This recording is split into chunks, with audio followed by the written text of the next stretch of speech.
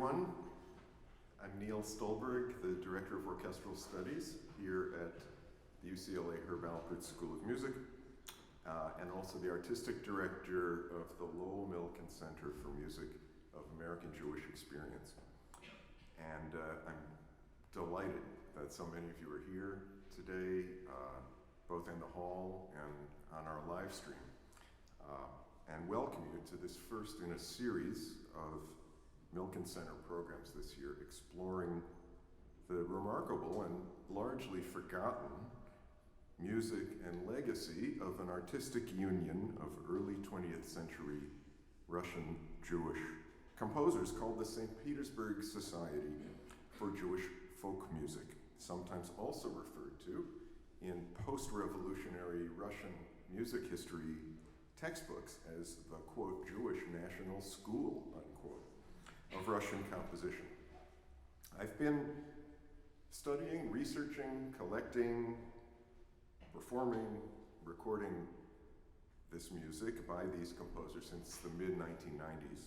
And as I think you'll hear today, the music, the quality of the music is first-rate, and the backstories of the composers extremely compelling. To me, the artistic aspirations and achievements of the Society not only pointed the way for much of Jewish art music to follow in the 20th century, including in North America, but is an inspirational story for any artist of today looking to join with others to create something new based on their shared heritage and passions. Today's program features solo piano and chamber music by three of the Society's leading composers: Alexander Krein, Alexander Veprik, and Mikhail Gnessin. I'm joined on stage this afternoon by five fantastic young performers, four of whom I'm proud to say are recent graduates of our music school, and one of whom we will call for today an honorary Bruin. You can read about them in your QR code program, where you'll also find an overview about the Society. I'm going to violate my normal rule of not speaking longer than the length of the work that follows what I say, but I hope you'll indulge me for just a few minutes. I will try to talk quickly. So briefly, what was the St. Petersburg Society and how did it come about? Well, Russian Jews in the late 19th century faced enormous and often violent anti-Semitism, personally, systemically, and governmentally. They were mainly confined to what is now called the Pale of Settlement, where my family was from, far away from the major centers of Russian culture, and were the subject of severe entrance quotas at the major universities in Moscow and St. Petersburg. But there were exceptions.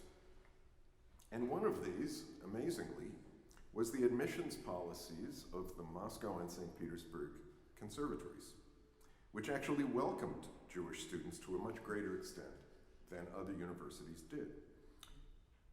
For a complete discussion of this phenomenon, you may want to consult a book written in 2010 by James Leffler about this whole movement, which is called The Most Musical Nation: Jews and Culture in the Late Russian Empire. By the early 20th century, Jewish student composers at these universities were in the composition classes of the leading Russian composers: Rimsky-Korsakov, Lyadov, Glazunov, Tanayev, and others. This was also the era of increasing nationalism in musical composition.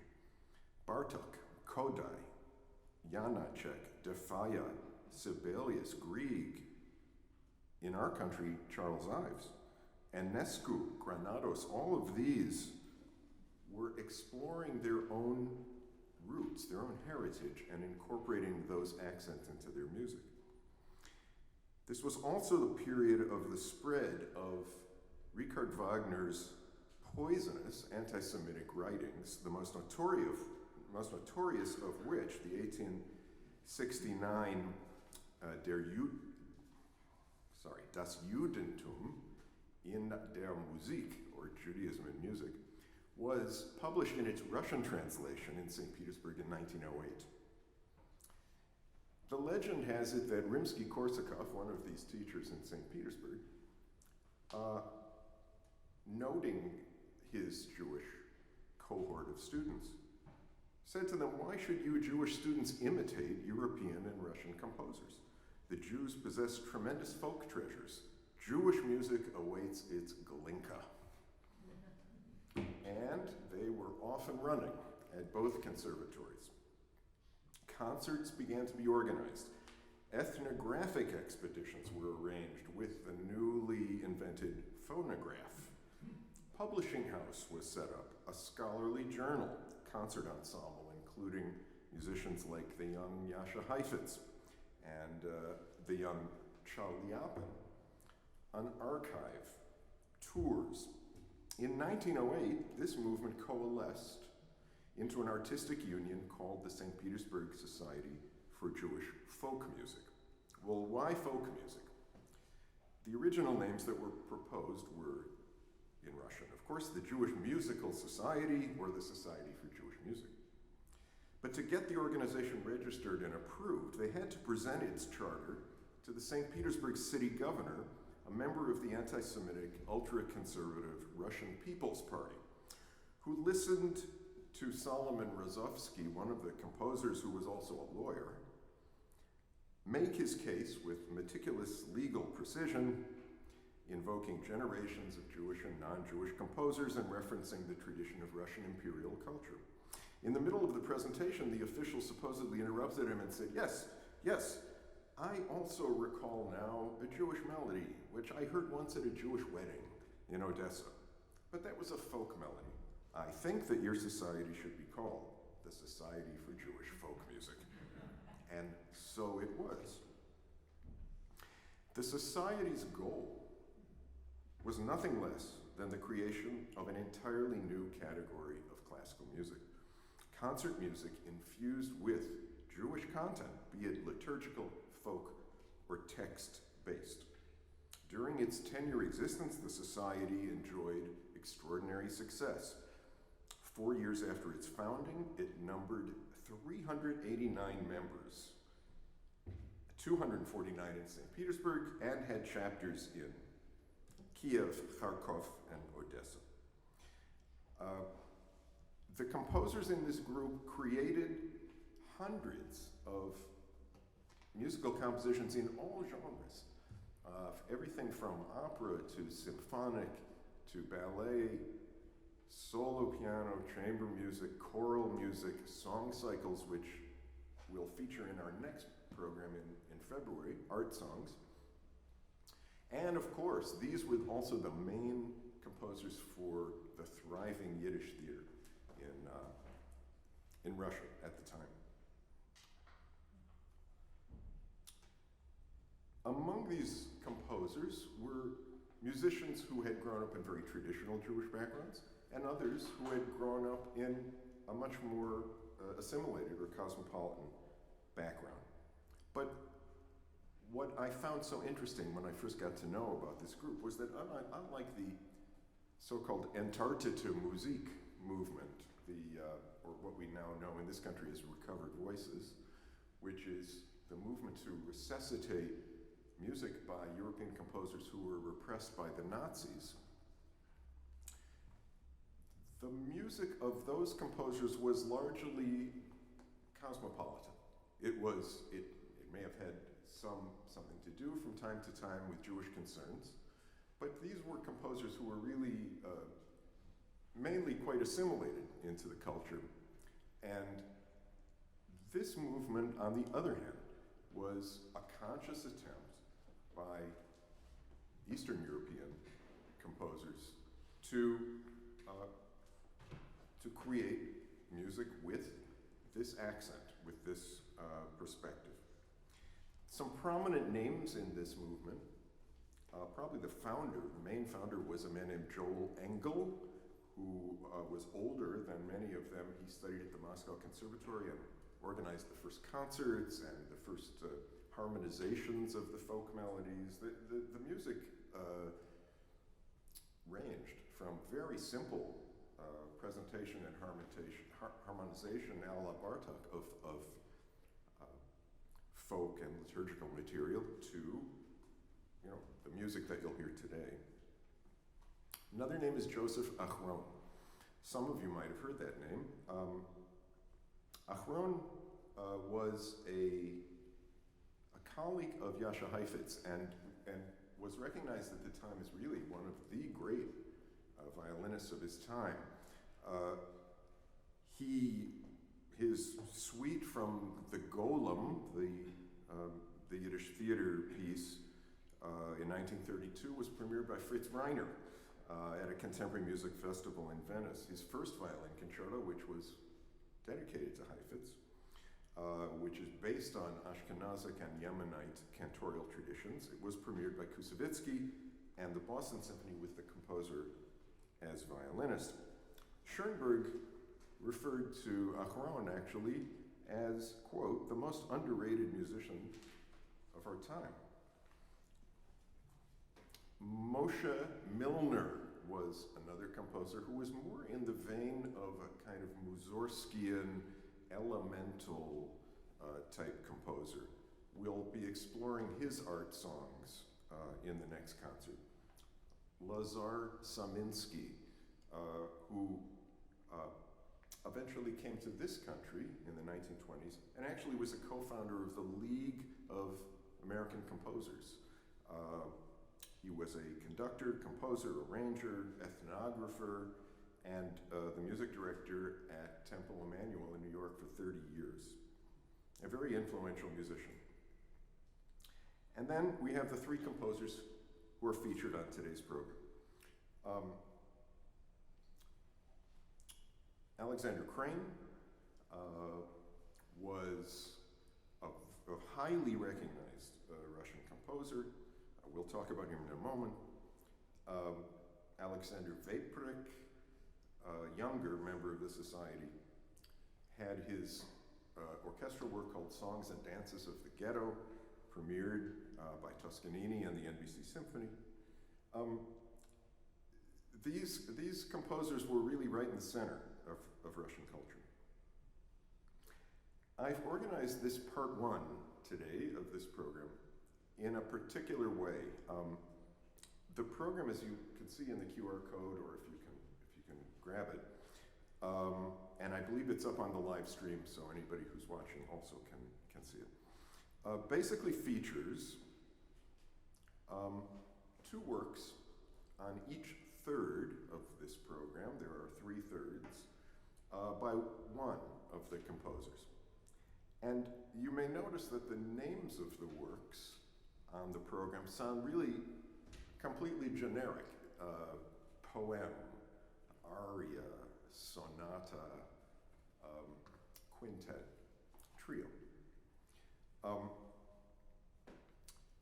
What I've done is, with these pairs of works, the first of the two is generally a piece that the composer wrote as a somewhat younger artist, which is more of the European, Russian, cosmopolitan type of music.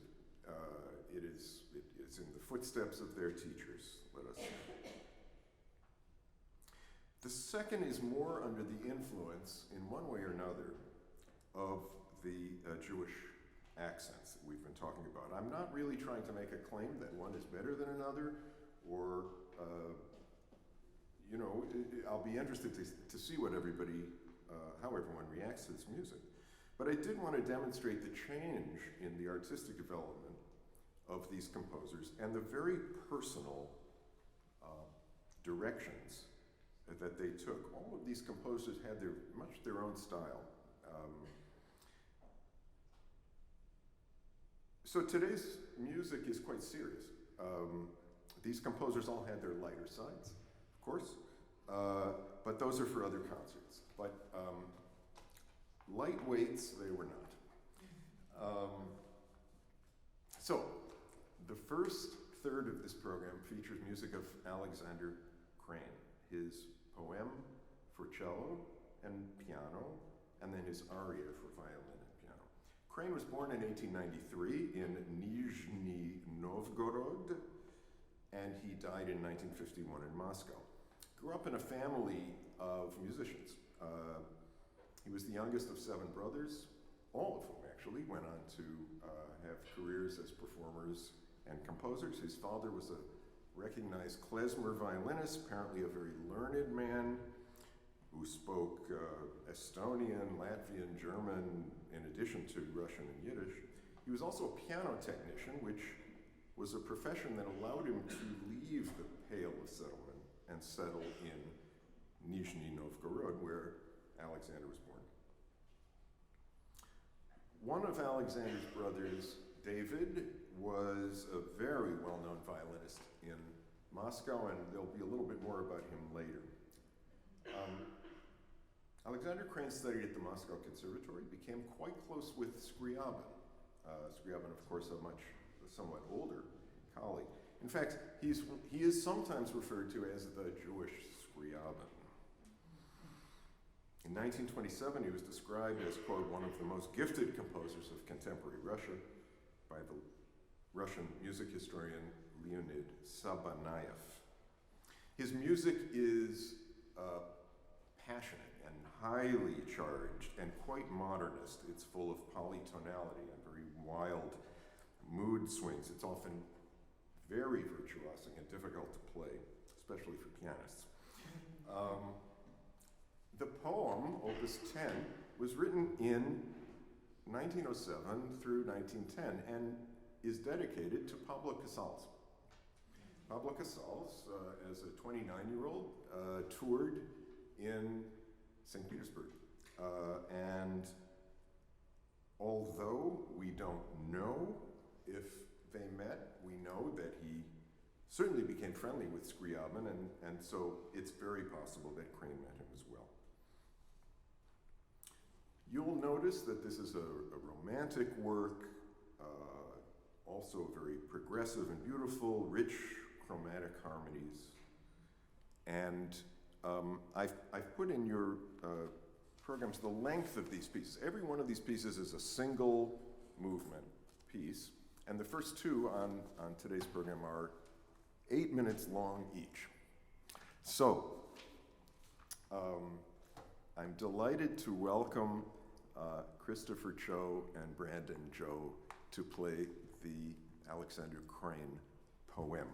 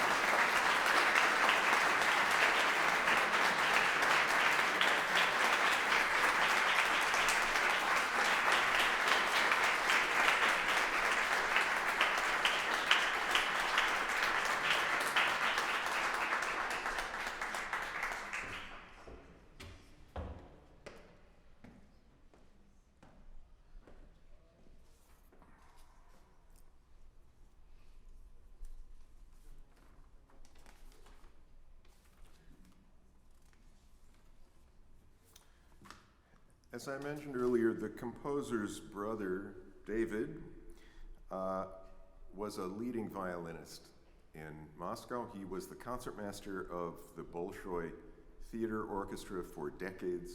He was the founder of the original Moscow Trio, and he was a professor of composition at the Moscow Conservatory. In the mid to late 1920s, anti-Semitic pressures began building, and there is some intimation, though no proof, that some of these pressures contributed to David's suicide in 1926. His brother wrote this aria in his memory, subtitled "In Memory of the Great Artist, David Sergeyevich Krein." As you'll hear, the music is very much based on traditional Jewish melody, but becomes, as the piece goes on, increasingly fraught and restless. I should just say that, these composers did not exclusively write one kind of music or another. They were doing these things concurrently. And of course, many of them, the ones who stayed in Russia, had to do all sorts of crazy things after Stalin came to power in terms of the kinds of music that they ended up writing, including Krein, who wrote one of the first sort of odes to the great leader. You did what you had to do. In any case, this is the aria from 1927, Opus 41, by Alexander Krein, a very, very personal and emotional work, played for us by Adam Milstein, violin, and Brandon Joe, piano.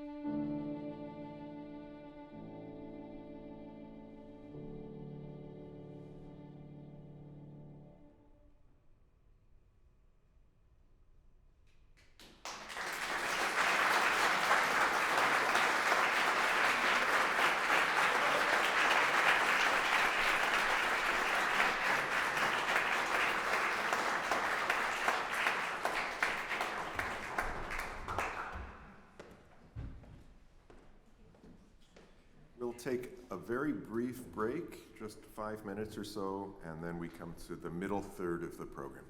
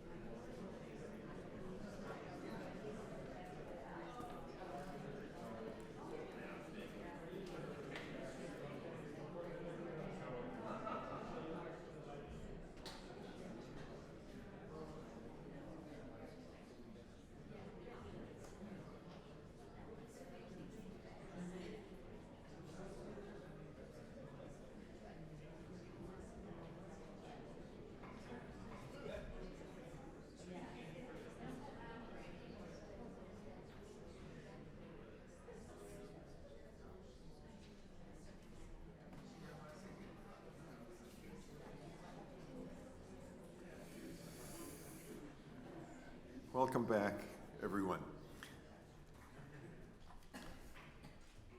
Alexander Veprik was born in 1899 in Balta, Ukraine. He died in 1958 in Moscow.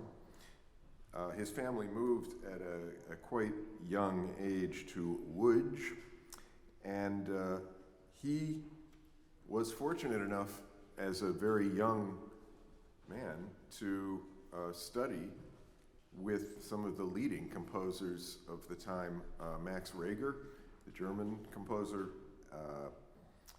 in Leipzig, and also Leos Janáček. And then finally, he studied at the St. Petersburg and Moscow conservatories. He became a leading member of this group and stayed in Russia. He became a professor of composition at the Moscow Conservatory in 1930 and also wrote the kind of definitive orchestration book for Russian composition students. So he was a very recognized figure as well. He wrote in many genres, solo piano, chamber music, songs, orchestral, film also. He was a film composer.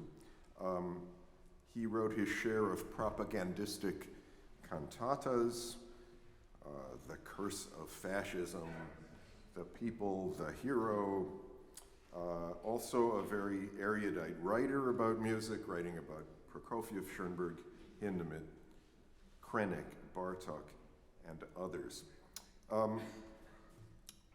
The two sonatas that I'm going to play now are both one-movement sonatas, separated by only 2 years.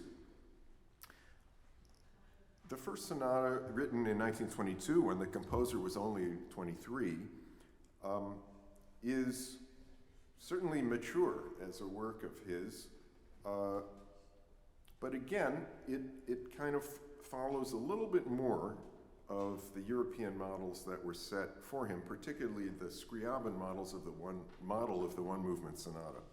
Although there is plenty of extremely original and high-strung and amazing music here.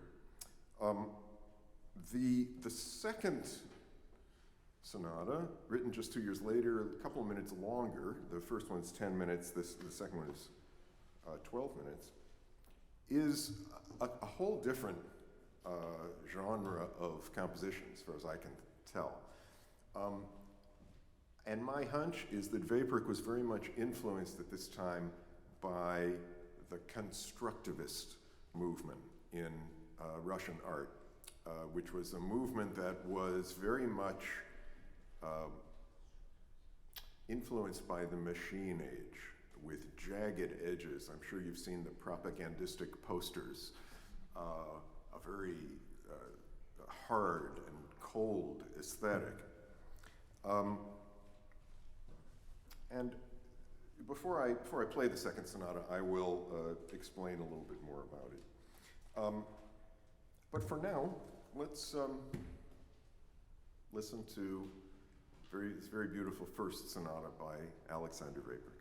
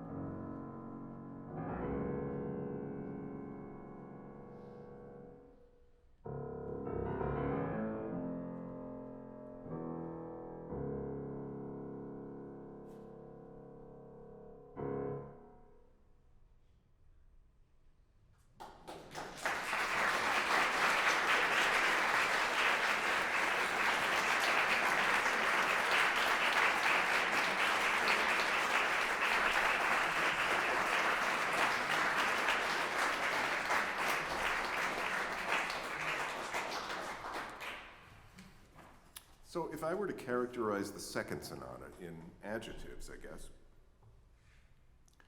the ones that come to my mind are explosive, jagged, bold, hammered, ecstatic, rhapsodic, obsessive, insistent. There are important lyrical passages, but these are generally swept away by the propulsion of the work. The beginning of the work is, the movement marking at the beginning of the work is asmanioso, very unusual term, which means basically frenzied and disturbed.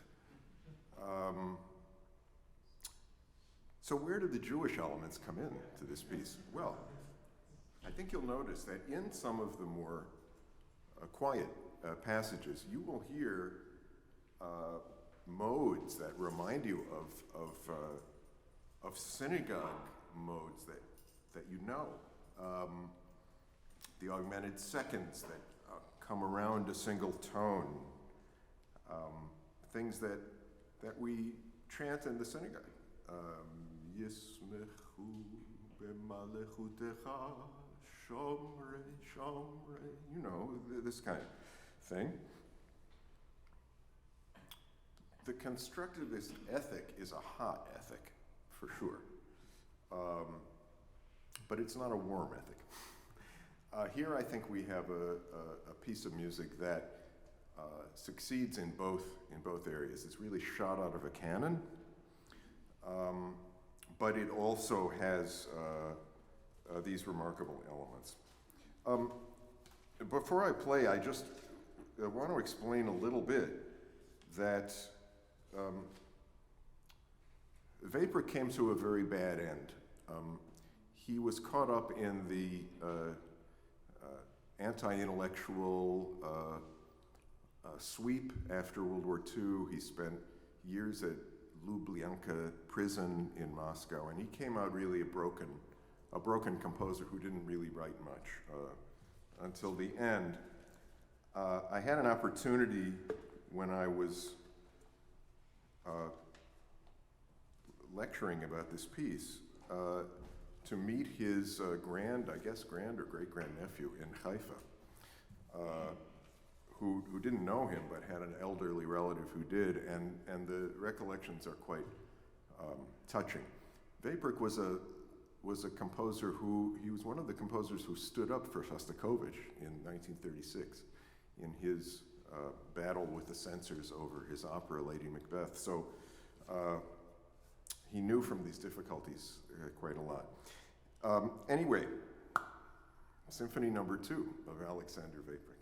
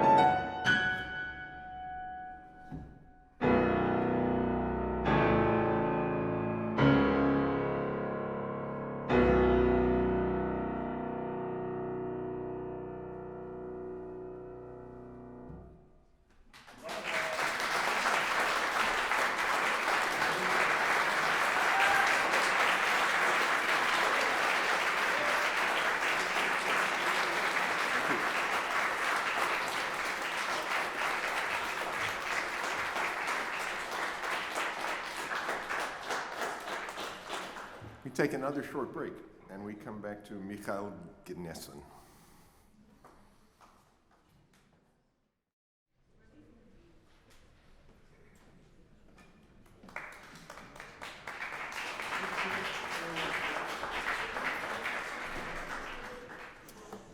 Welcome back.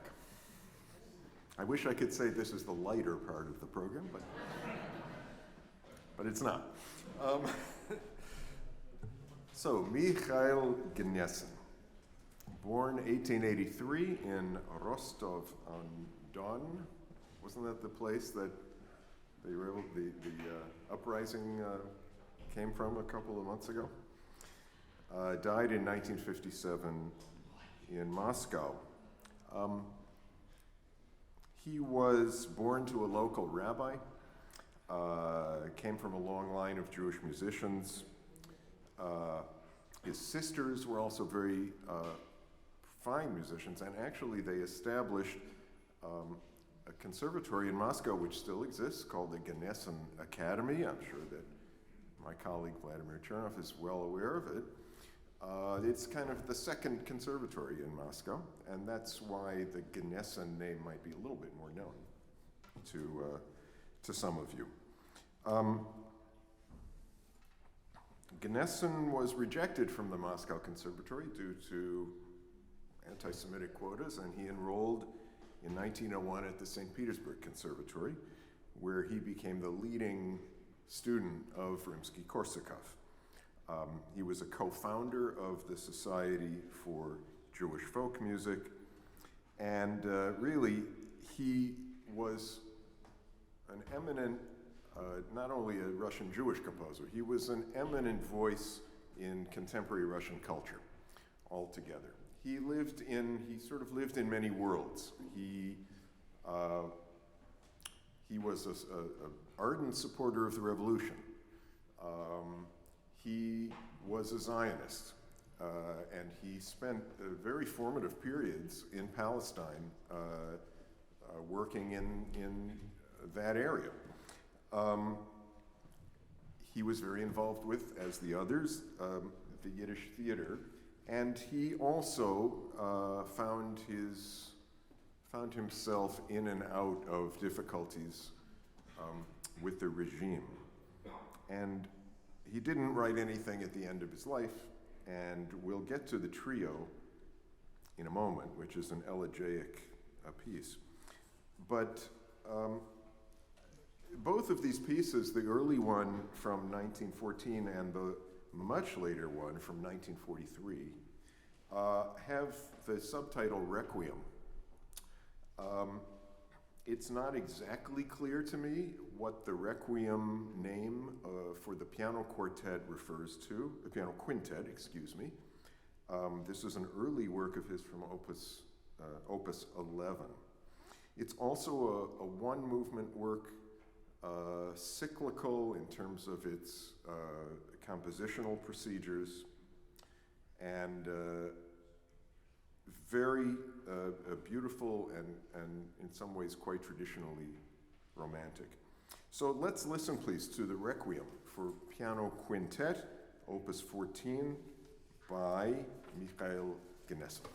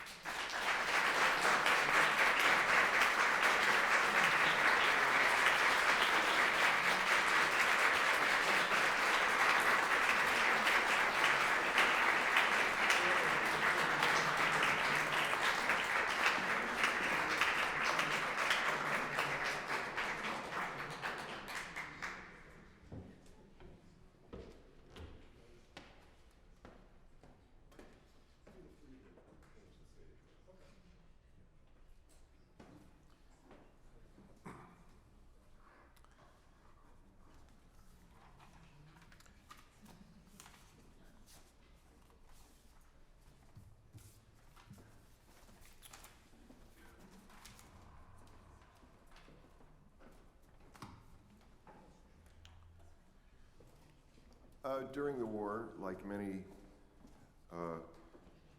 Russian intellectuals and artists, Gnessin went east. And he ended up, after several stops, in Tashkent, where he lived for some years during the war. He had a son named Fabi, who didn't survive the trip, basically. He was in his mid-30s, passed away. And Gnessin wrote this trio in memory of his son, quite explicitly, and so there's a very personal aspect to this. But the piece has been also used and sort of appropriated as one of the very early pieces of Holocaust art, because it is subtitled "To the Memory of Our Dead Children," or in some translations, "Our Murdered Children." The ultimate explanation is not really knowable, but obviously Gnessin was highly affected by his son's death, and the melody that he uses at the very beginning of this piece, and which gets developed throughout it, is based on a Yiddish folk song, which is called Amal ist gewein a Yidele. Amal ist gewein is the Yiddish term for once upon a time, or there once was, something like that, and it's something that's used often in humorous contexts. But in this case, the text is, there once was a little Jew, repeated 3 times. He had a little wife, repeated 3 times. They had a little son, repeated 3 times. The little son died. The word that is used here for son in Yiddish is the word kadishal. The Kaddish, of course, is the term for the prayer for the dead, that the living say for the dead. But the Kaddishal, I learned, was a term designated for an only child, or the child who would have the responsibility throughout their life to say the Kaddish for their parent. And in this case, of course, it is the parent who is saying Kaddish for the child. So this is how that little tune goes. Interestingly, in the sheet music, it says largo, and then it says in parenthesis in Yiddish, breit und mit Gefühl. So broadly and with feeling. Amol is gewein a Yidele, a Yidele, a Yidele, hat gehat a Weibele, a Weibele, a Weibele, haben sie gehat a Kaddishel, a Kaddishel, a Kaddishel. Is das Kaddishel gestorben, gestorben,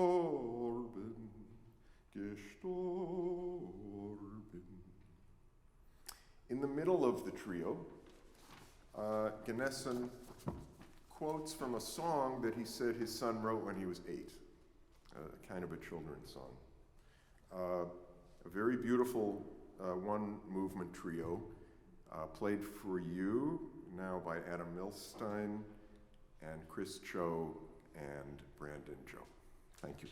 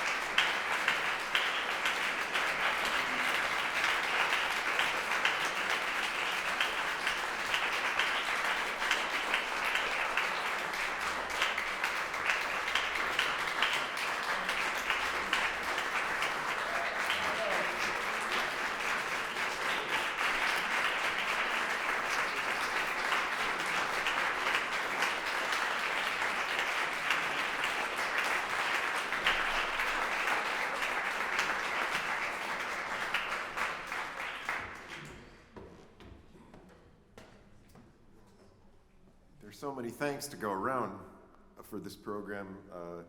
Of course, to our young colleagues, such beautiful, beautiful musicians bring this music to life.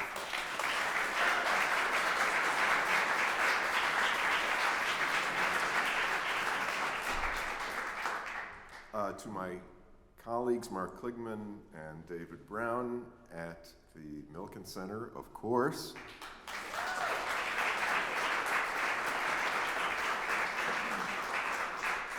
To all of our technical staff who you wouldn't even believe how much they're doing this weekend, but they